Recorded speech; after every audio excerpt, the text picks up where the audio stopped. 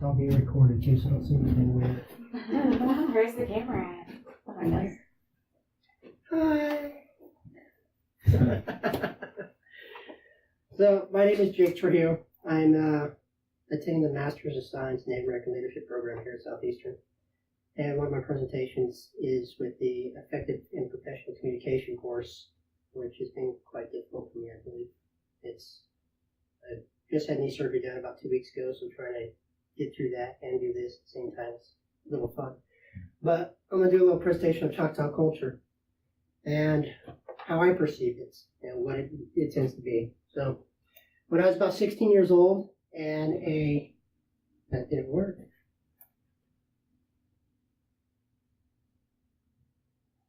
Hey, there we go. When I was about 16 years old and a junior in high school in Colorado, we were tasked with a genealogy assignment for our U.S. History class. So for the next couple of weeks, I went through spending time with my family, my grandparents, digging up old documents, trying to find out where I came from, listening to stories. It was quite intriguing. And one of those documents we found was a Dawes roll. And on that Dawes roll was my second great-grandfather's name. I had no idea what any of this meant, what significance of it was, or anything else.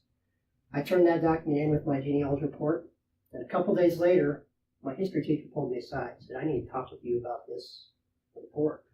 I was freaking out. I thought I got an F. I thought things were really bad. She said, do you know what the Choctaw Nation is? No clue. No clue at all. I was 16 years old and had no clue about my history or my family. I just knew that I found a document that said Choctaw Nation on it. She said, I think you remember the Choctaw Nation. You need to get a hold of them and have them help you out, piece things together. So I got back with my family. We got a hold of Choctaw Nation. They helped us piece everything together, the genealogy department, and we applied for our CDIBs at Bureau of Indian Affairs and became members of the Choctaw Nation at 16 years of age. A lot of people have known what their history is or if they belong to a tribe when they're little. So, fast forward a couple years, I am attending my very first Labor Day Festival at Tuskahoma at 18 years of age. I had no idea what any of this was about. I'm sitting down in the bleachers at the opening ceremony and getting ready to witness my very first powwow. And I had a big misconception of what Native Americans were. Huge misconception of what Native Americans were. Everything that I taught in my U.S. history classes, they taught me this. Big headdresses, people dancing around a bonfire, sports teams. I was almost an adult and had no clue what the culture of a Native American tribe was. So I was a little angered by the whole situation. And I watched as all these people came out in this beautiful attire, very colorful. There weren't big headdresses. I learned later on that other cultures, that was part of their thing. But not with the Choctaw Nation. We were different. We had a very organized way of doing things, a very structured way of our dances and our ceremonies. So as I sat there and I watched the dancers, and then I spoke with them afterwards, and I spoke with many other people at the festival, I learned exactly what they were doing. They were teaching their culture. They were passing on their culture. They were portraying their culture. I was intrigued by that. I wanted to learn so much more about their culture. I wanted to learn what it was to have those colors, or to make the baskets, or the beadwork, or do the dances. So I realized really at that time that I was being taught my culture that very day. I was being taught the culture of the Choctaw Nation. And what those people do to keep their culture alive. From the beadworking to the baskets, and the details in their dress, and the princess crowns, and all the beadwork they do in that, it was just completely amazing to me. I wanted to learn more. I wanted to be part of something like this. So in 2012, I moved out here and I took a job at Choctaw Nation. And I have gone to school. I have gone to classes, language classes, learning different things of the Choctaw Nation so I can know the truth, really, of what was going on. But after sitting down with first speakers and elders and councilmen, they all told me really the same thing. They all told me our culture equals sovereignty. Without our culture, we don't have our sovereignty. Without our language, we don't have our sovereignty.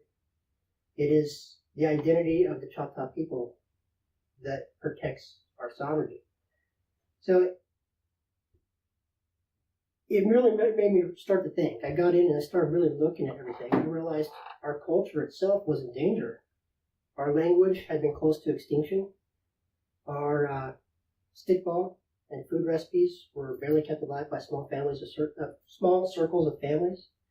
So it really got me thinking about what the Choctaw Nation was doing to help protect that. And they were doing just that. They were creating language programs, writing dictionaries, hymnals, stories in Choctaw language, teaching Choctaw classes. They were revitalizing stickball, creating cultural classes for beadwork, moccasins, and making dresses and pottery. They were taking all the steps they needed to keep our culture alive. They were basically digging up old bones and creating things so that we could pass it on to our generation.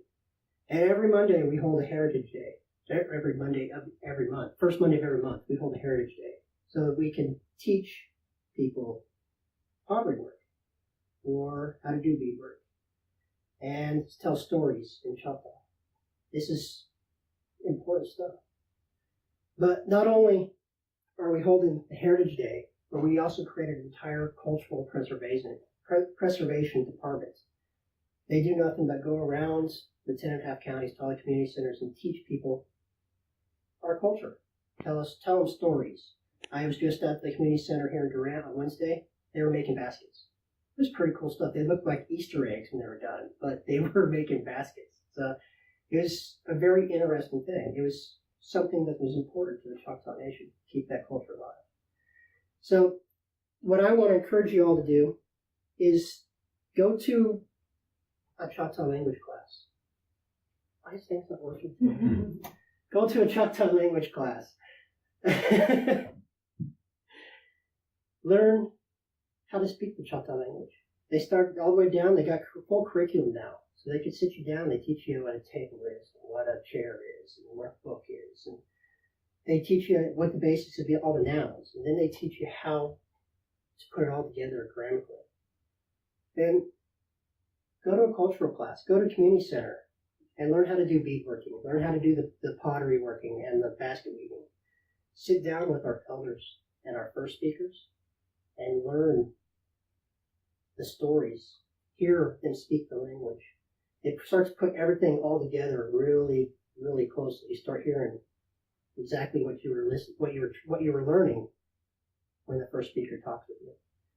But ultimately, it is up to us, everybody in this room, this generation, to keep our culture alive, to pass on that culture to our children and their children, so that when you're sitting in the stands of your very first opening ceremony, you don't have this huge misconception of what is actually going on. You know the truth, and you have a pride for a great Choctaw Nation. Because after all, we are a tribe of faith, family, and culture. Any questions? Have you done any beadwork and stuff like that? I have. I actually have a loom at the house. It's a huge loom. It's not yay big. I'm in the process right now of making a medallion, which is actually quite harder than a lot of people. You see Chief wear one, you see all the council members who wear one. There's a lot of detail in that. It takes a lot of work, especially if you're trying to put a pattern in there, like say the seal. Yeah. It's difficult. It's difficult. Also learning the language too. I kind of compare it a little bit to Spanish because of the way that it's grammatically structured. So there's some resemblance to it. I know a little bit of Spanish, but now I started learning Choctaw, and it's difficult, but it's fun too. They make it fun, especially a lot of the elders. You walk in and think you just sit with a bunch of old people. Those people are hilarious, man. They got some stories to tell. They got decades of information. So yeah. Anything else? No? Mhm.